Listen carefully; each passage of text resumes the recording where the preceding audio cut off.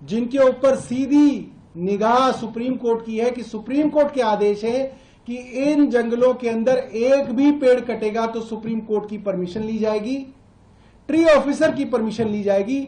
ना tree officer की permission है, ना सुप्रीम कोर्ट की परमिशन है।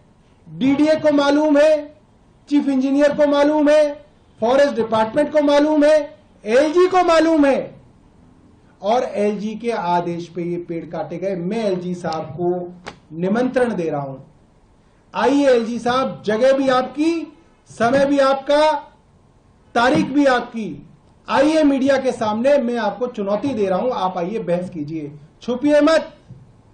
एलजी हाउस की दीवारों के पीछे छुपिए मत विनय सक्सेना जी, बाहर निकलिए। आपसे दिल्ली की जनता सवाल पूछ रही है, दिल्ली की चुने हुई सरकार आपसे सवाल पूछ रही है, दिल्ली का चुना हुआ मंत्री आपसे सवाल पूछ रहा है। आपने जो चोरी की वो पकड़ी गई, आपने कोर्ट को गुमराह किया, आप पकड़े गए, आपने दिल्ली को गुमराह किया, आप पकड़े गए। आज भारतीय जनता पार्टी और विनय सक्सेना एलजी साहब दोनों पूरी दिल्ली के सामने एक्सपोज हो गए। इन्होंने जानते बूझते पेड़ों को कटवाया और उनको लगा अरे कौन क्या कर लेगा हमारा, सारे अफसर हमारी जेब में है। अफसरों की तो इतनी हिम्मत नहीं है कि गैर कानूनी काम को एलजी को कह दे कि साहब ये गैर कानूनी काम है, अभी परमिशन नहीं है, कैसे पेड़ काट देंगे। चीफ सेक्रेटरी एलजी साहब के साथ थे, एमसीडी कमिश्नर जो अब हैं और उस वक्त डिविजनल कमिश्नर थे अश्विनी कुमार, वो एलजी साहब के साथ थे। पीडब्ल्यूडी के principal secretary N Barasu LG साहब के साथ थे। फॉरेस्ट के principal secretary AK. Singh LG साहब के साथ थे। डीडीए का member engineering Ashok Kumar Gupta LG साहब के साथ था।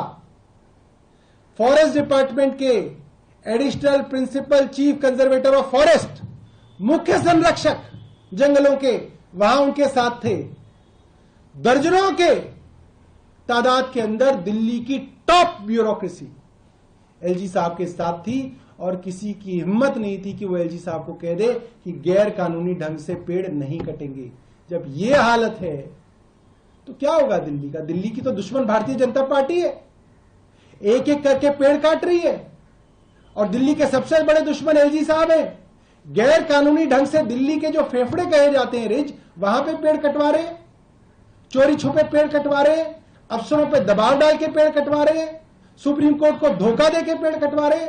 एलजी साहब को आज तुरंत इस्तीफा देना चाहिए।